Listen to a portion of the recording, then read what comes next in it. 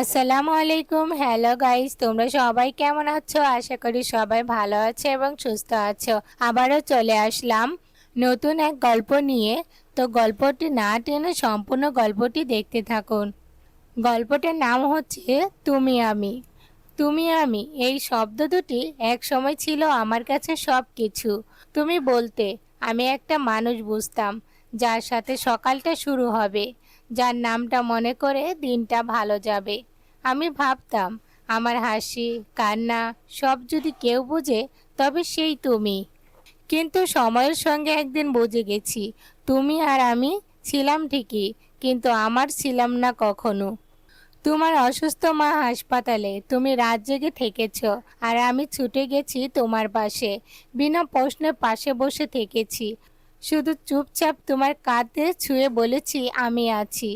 তোমার অফিসের সমস্যা, তুমি চুপ, আমি সব বুঝে চা নিয়ে বসেছি তোমার পাশে। তুমি রাগ করলে আমি থেমেছি, তুমি কেঁদে ফেললে আমি চোখের পানি মুছিয়ে দিয়েছি। আমি নিজের সবটুকু দিয়ে শুধু একটা জিনিসই চেয়েছি, তুমি আমাকে আপন ভাবো। একদিন ফোনে দেখি তুমি অন্য একজনকে লিখেছ, তুমি আমার সব, তোমাকে ছাড়া কিছু ভাবতে পারি না।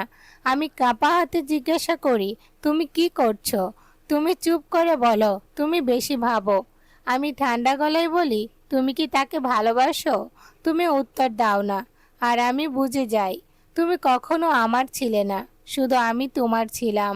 তোমার জন্মদিনে নিজের গয়না বিক্রি করে গিফট কিনেছিলাম। তুমি বলেছিলে এসব করো না, কিন্তু আমি করেছি, কারণ ভালোবাসলে কিছু হিসাব করা যায় না। তুমি অফিস থেকে ফিরলে রাত করে, আমি জেগে থাকতাম একটা মেসেজ একটা কলের অপেক্ষায়। তুমি আমাকে একটা লাস্ট মেসেজ দিয়েছিলে, তোমার মতো কাউকে আমি চাই না, আমি অন্য কাউকে ভালোবাসি। আমি শুধু লিখেছিলাম, আমি শুধু লিখেছিলাম, তুমি আমি ছিলাম, কিন্তু আমরা কোনোদিনও একসাথে ছিলাম না। আজ অনেক বছর পেরিয়ে গেছে, তুমি হয়তো অন্য কাউকে নিয়ে সুখে আছো, হয়তো ভুলেই গেছো কেউ ছিল যে তোমাকে না পেয়ে আজও কাঁদে। আমি এখন আয়নার দিকে তাকাই আর দেখি একটা মেয়ে, যার চোখে ক্লান্ত, বুকের ভেতর শূন্যতা। কখনো শুধু বলি তুমি আমি, এই শব্দটা আজও একটা কান্না আটকে আছে। এ ছিল এক মেয়ের একতরফা ভালোবাসার শেষ কাহিনী, যেখানে তুমি আমি দিয়ে শুরু আর তুমি ছাড়া দিয়ে শেষ। আরও এমন বাস্তব অনুভবের গল্প পেতে চ্যানেলটি সাবস্ক্রাইব করো ভাঙা মন অফিসিয়াল।